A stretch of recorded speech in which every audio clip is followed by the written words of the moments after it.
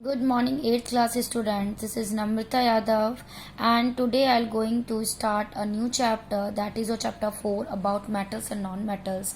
In this chapter we are going to discuss only what are metals and non-metals. तो आपको पता होगा बेटा, अगर हम अपने आसपास देखें तो हमारे पास जितने भी रिसोर्सेज हैं उसमें सबसे ज़्यादा हम देखते हैं कि हमें जो फोर्थ फिफ्थ जो है हमारे एलिमेंट्स के वही हमें पता है, ठीक है। जबकि जो क्वार्टर जो मटेरियल्स हैं वो हमारे अर्थ में ही मिल जाते हैं, ओके।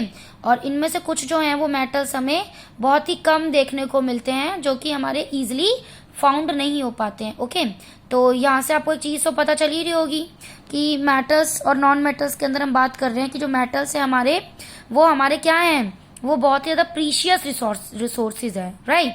एंड नेक्स्ट अब हम बात करते हैं कि ये जो है हमारे ये आपके दो ग्रुप्स में डिवाइड करे जाते हैं, ओके। जो लेवोजियर होते हैं, लेवोजियर ने इनको क्या किया, इन एलिमेंट्स को दो ग्रुप्स में डिवाइड किया, metals and not metals, okay. इसके एक पीछे हिस्ट्री है, हिस्ट्री थोड़ी सी ये है, शॉर्ट फॉर्म में मैं आपको बताऊंगी। हजारों साल पहले जो पीपल जो थे, लोग जो थे, वो क्या करते थे, वो जाते थे जो डेजर्ट एरिया होता है वहां पर सिल्वर, गोल्ड और कॉपर ये सब ढूंढने के लिए, ओके। तो वहां पर उन्होंने क्या देखा, उन्होंने देखा कि जो मेटल्स हैं वो धरती के नीचे से निकल रहे हैं, ओके। तो फिर उसके बाद वो उसका क्या यूज करते थे, वो उसका ज्वेलरी के लिए यूज करते थे, ठीक है। और अगर आयरन और आयरन या कॉपर निकलता था तो उसके लिए टूल्स बनाने के लिए यूज करते थे, वेपन्स बनाने के लिए यूज करते थे। गोल्ड या सिल्वर मिलता था तो ज्वेलरीज बनाने के लिए यूज करते थे, ओके। तो यहाँ पे डिफरेंट डिफरेंट मेटल्स देखने को मिले, ओके। तो उन्होंने देखा कि कुछ मेटल जो होते हैं उनके बहुत ही कम यूजेस होते हैं, ओके।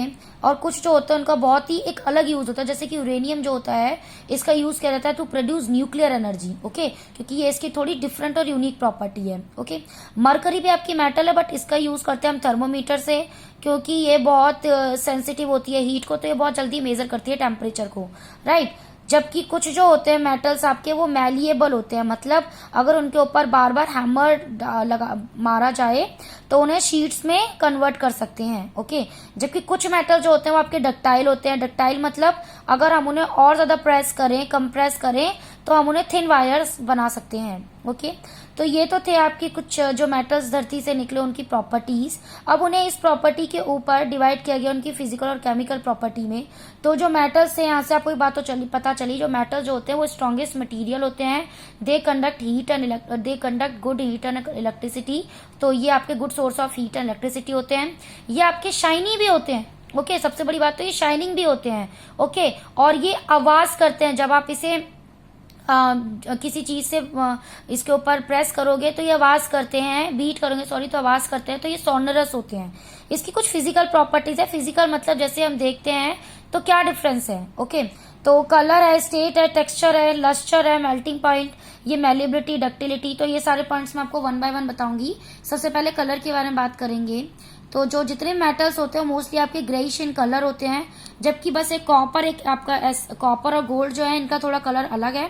कॉपर जो होगा वो रेडिश ब्राउन में होता है, गोल्ड जो होता है वो yellow in colour, as you all have seen, okay. अब स्टेट क्या है, मतलब ये कैसे होते हैं, solid, liquid, gas.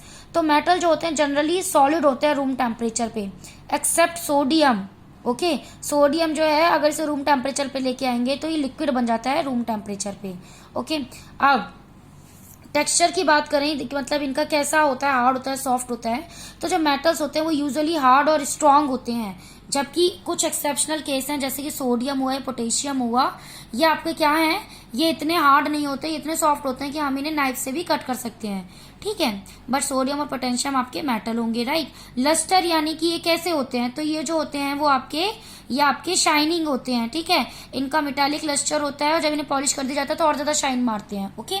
Melting and boiling point है, तो मेटल्स जो होते हैं उनके आपके हाई मेल्टिंग पॉइंट और हाई बॉइलिंग पॉइंट होता है। स्पेशली मरकरी जो होता है, मरकरी जो होता है इसे अगर हम रूम टेम्परेचर पे रखें तो ये बहुत जल्दी पिघल जाता है, ओके। और जो गैलियम होता है, गैलियम ये जो होता है वो आपके हाथ में ही मेल्ट हो जाता है, ओके। मेलिबिलिटी और डक्टिलिटी की बात करें तो मेटल जो होते हैं उन्हें अगर हैमर्ड किया जाए बार बार तो उन्हें शीट्स में कन्वर्ट किया जा सकता है, तो इसलिए मैलिएबल होते हैं, ठीक है, और इन्हें वायर में भी चेंज किया जाता है, इसलिए डक्टाइल होते हैं। ओके, तो आपने देखा होगा जो गोल्ड स्मिथ होते हैं, जब ये आपके डिजाइन्स बनाते हैं गोल्ड की, तो ये क्या करते हैं, इन्हें थोड़ा सा कंप्रेस करते हैं और इन्हें चेंज करते हैं। ओके, चेंज करते हैं इनकी शेप और साइज को, राइट। तो इससे डिफरेंट डिफरेंट डिजाइन बना पाते हैं ये गोल्ड और सिल्वर की। कंडक्टिविटी मतलब ये जो होते हैं गुड कंडक्टर ऑफ इलेक्ट्रिसिटी होते हैं, जैसे मैंने पहले बता दिया। तो इसलिए क्या होता है, ये बहुत जल्दी इलेक्ट्रिसिटी और हीट को कैच करते हैं, जैसे कॉपर और सिल्वर जो है वो बेस्ट कंडक्टर है। ओके, नेक्स्ट है साउंड। जो मेटल्स होते हैं वो आपके रिंगिंग साउंड प्रोड्यूस करते हैं when it is struck by hard substance, that is why they are sonorous. Okay, अब बात करेंगे हम डेंसिटी। तो जो मेटल्स होती है इनकी हाई डेंसिटी होती है सोडियम और पोटेशियम को छोड़ के, क्योंकि ये जैसे ही पानी में इन्हें डालते हैं तो ये तैरना शुरू करते हैं, फ्लोट करना शुरू कर देते हैं। टेंसाइल स्ट्रेंथ की जब बात करें तो मेटल्स की हाई टेंसाइल स्ट्रेंथ होती है। इसका मतलब जब इसे हम स्ट्रेच करते हैं तो ये कुछ ही पॉइंट तक स्ट्रेच कर पाते हैं विदाउट क्रैकिंग। ओके, अब एग्जाम्पल टंगस्टन है जिसकी हाईएस्ट टेंसाइल स्ट्रेंथ है और इसे इलेक्ट्रिक बल्ब्स के अंदर यूज किया जाता है एज अ फिलामेंट। ओके, और सॉलिड देखा जाए तो कार्बन जो है ये अपनी ग्रेफाइट और डायमंड फॉर्म में अगर देखा जाए, या सल्फर या फोस्फोरस या आयोडीन के अंदर, तो ये आपकी क्या होते हैं, सॉलिड फॉर्म में देखने को मिलता है। ठीक है, लिक्विड के अंदर आपका जो होता है वो ब्रोमाइन केवल आपका मेटल होता है। गैसेस में अगर देखें तो हाइड्रोजन, ऑक्सीजन, नाइट्रोजन, क्लोरीन। ठीक है, तो ये आपके कुछ हैं गैसेस फॉर्म इनकी। अब हम नॉन मेटल्स की बात करते हैं, तो जो नॉन मेटल जो होते हैं वो भी आपके कलर्ड होते हैं, जैसे कि सल्फर हुआ। ओके, तो जो सल्फर है वो आपका येलो कलर में होता है, फॉस्फोरस जो होता है वो रेड में होता है। ओके, और येलो में भी देखने को मिलता है। क्लोरीन जो होता है वो ग्रीन में होता है। तो ये हैं नॉन मेटल जो होंगे, जैसे इसके अपोजिट हैं। ये आपके नॉन मेटल जो होंगे, जो सॉलिड होते हैं, ये आपके मोस्टली सॉफ्ट होते हैं और brittle like graphite and sulphur. Only graphite and iodine have shiny lustre. Rest of the जो नॉन मेटल्स हैं वो शाइनिंग नहीं होते हैं। नॉन मेटल्स के लो मेल्टिंग पॉइंट्स होते हैं। एक्सेप्शनल केस है ग्रेफाइट, इसका केवल हाई मेल्टिंग पॉइंट होता है। नॉन मेटल्स आपके नॉन मैलिएबल होते हैं, नॉन डक्टाइल होते हैं। नॉन मेटल्स साउंड भी प्रोड्यूस नहीं करते हैं और नॉन मेटल्स की लो डेंसिटी होती है।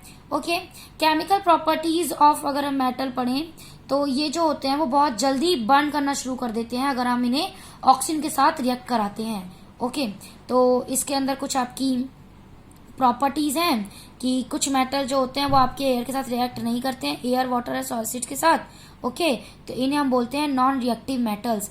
तो those metal which do not react with air, water and acids, they are known as your non reactive metals और नोबल मेटल्स। ओके, एग्जाम्पल है आपका प्लैटिनम एंड गोल्ड। अब जिनका रिएक्शन हो जाता है ऑक्सीजन के साथ तो वो है आपका सोडियम। सोडियम को ऑक्सीजन के साथ रिएक्शन बनाता है तो ये बनाता है सोडियम ऑक्साइड और येलो लाइट प्रोड्यूस करेगा। ओके, मैग्नीशियम को ऑक्सीजन के साथ हम रिएक्ट कराते हैं तो मैग्नीशियम ऑक्साइड बनाता है और ये व्हाइट डिजलिंग लाइट बनाता है। इस तरीके से है। अब हम reaction of metals with water करते हैं तो ये क्या बनाते हैं आपके, ये बनाते हैं sodium hydroxide. Okay, similarly magnesium को वाटर के साथ रिएक्ट कराते हैं तो ये मैग्नीशियम हाइड्रोक्साइड बनाते हैं। कॉपर का वाटर के साथ रिएक्शन अगर करेंगे तो इसका कोई रिएक्शन ही नहीं होगा। ओके, तो ये था आपके कुछ आपके केमिकल प्रॉपर्टीज और physical properties, and rest of the things we will going to discuss in our next video. So thank you.